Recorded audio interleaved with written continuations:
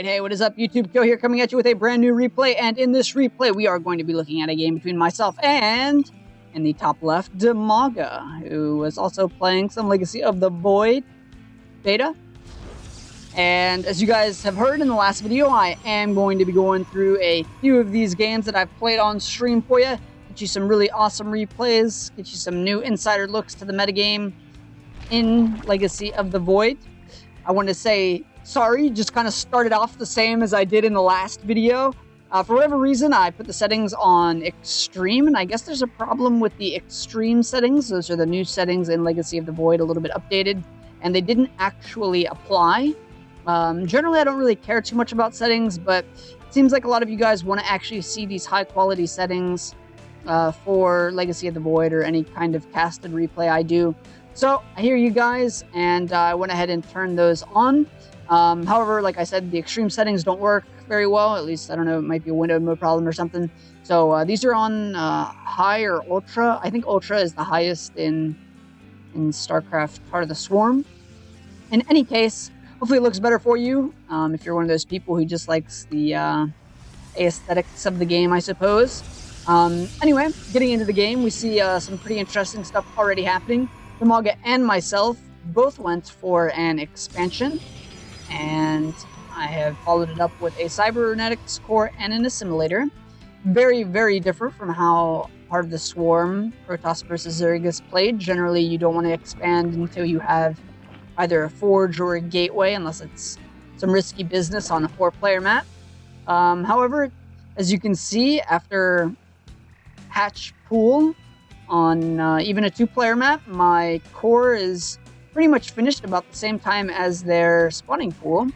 So we really don't have to worry too much about any type of Zergling shenanigans. The real issue for the Protoss player, of course, if you haven't been keeping up with the Heart of the Swarm metagame, or rather Legacy of the Void metagame, is the Ravager. That thing has done some serious damage in show matches, if you haven't already seen. It is something you don't take lightly. If you scout some early gas up in the Zerg base, you really got to be on top of the scouting. You want to make sure that Ravagers are not coming. If they are, you have to be prepared with it. And pretty much every time I see gas from Zerg, I always add this Forge on. And that's just a kind of safety thing to make sure you don't get totally wrecked by Ravagers, at least not right away. You get some time to respond. We see this Adept kind of moving out on the map. Can't really expect too much to get done if you guys don't really know. Protoss Adepts have a movement speed of about 2, and on carapace and even off carapace, Zerglings without speed are actually faster. So the Adept doesn't really do much in the early game in Protoss versus Zerg, but as you can see, it does allow you to get quite a nice scout off. And the good thing about this is you want to check, like I said, if those Ravagers are coming. We do have a Stalker being produced down here. Our Adept does get picked off, sadly. Like I said, it is a bit slower, but we do make a Stalker down here to pick off this Overlord. And in the back of our base, we are building a sneaky Dark Shrine. Already have our probe out on the map to build those sneaky proxy pylons. And like I said, you want to be kind of weary of these attacks from the Zerg in the early game as Protoss. You can see that I'm already skipping out a lot on probes, no probe production actually going in, letting him, Dimaga, actually get a little bit ahead in the worker count. A little bit scary for Protoss player. You want to be building these cannons, and the Stalker is getting beat down a little bit. Putting our proxy pylon out on the map, you can see Dimaga getting quite a bit of gas here. Stalker does die, but Parline survives, and we have a sentry out now, so we are good to transition. See Dimaga heading up to a hive or lair and another extractor. Have our first DT warp-ins going to 2 different locations, and another thing to keep in mind is that when warping in these units across the map, it is a little bit risky. You have to keep in mind that the new warp gates warp-in time, 8 seconds and 200% damage, is quite a bit. And those units can get picked off very easily.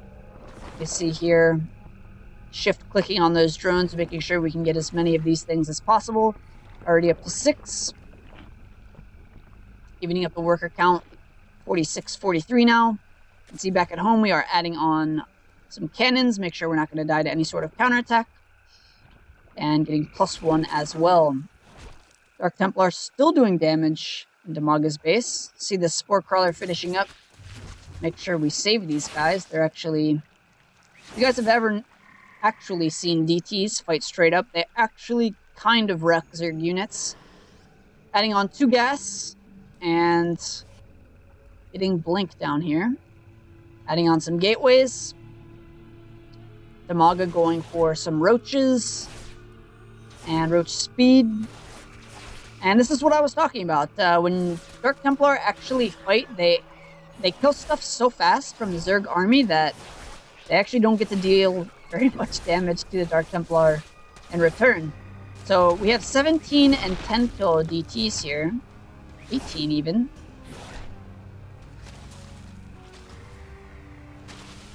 Finally, they do go down. See Dimaga strengthening up his forces. Got quite a bit of larva, up to 11 now.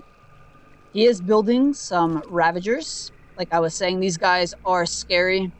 They do quite a bit of damage very fast. But follow up our aggression, getting +2 all the way up to 7 gateways. And we have our Stalker force moving out across the map. You can see right now we actually do have a bit of an army lead. And this is where things start to get a bit crazy. Corrosive Bile is something that you have to be aware of as a Protoss player. It does quite a bit of damage. It's kind of why I chose to go for the Blink Stalker follow-up. I feel like if you do something like a robotics tech army or air, it's actually a little bit risky because Corrosive Bile can hit those immobile units pretty easily. You can see here I'm not actually choosing to engage until I have Blink. Just kind of making him force out units the whole time. Now that we have Blink, we can be a little bit more aggressive here. You have to be a little bit careful though. Blinking around those Corrosive Biles. You do pick off the Overseer there, so we can see I have 1 Dark Templar warping in, and that's just a good support for the army if there's no detection. And here we don't really want to go too far into the base of the Zerg. We know he has his army back there, so we're just kind of keeping a wall of pressure here to kind of make him have to push into me, because once that base has died, his natural is actually kind of left open to push. You can see that Dark Templar was causing a bit of problems for those Ravagers. And we are pushing up into the base of the Zerg player here. Dimaga built some Spine Crawlers for defense. You can see these Ravagers actually doing quite a ton of damage to my units back here. 5 and 3 kills on just the original 4 that he had here. Actually making the fight be a little bit closer than you think it would be. We have quite a substantial supply lead, but Ravagers and Spine Crawlers can't be too careful. Warping in back here, or morphing, I suppose.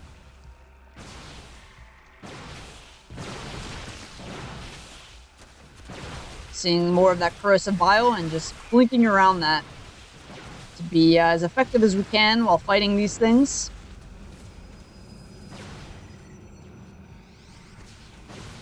And though Dimaga is doing a rather noble job of holding this off, his supply and army has diminished quite substantially, and this is just too many Stalkers.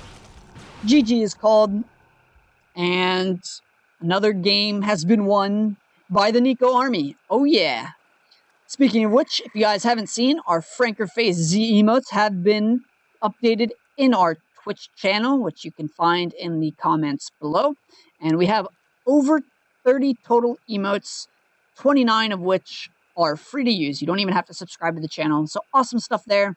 But this does not end the battle between Kyo and Dimaga. We actually have another game that I'm going to be casting right after this one. and uploading in the coming days for you guys, so you can check out some awesome Legacy of the Void gameplay. If you like the video, make sure to like and subscribe. I really appreciate it. Any support is awesome. And I thank you guys once again for watching. Peace.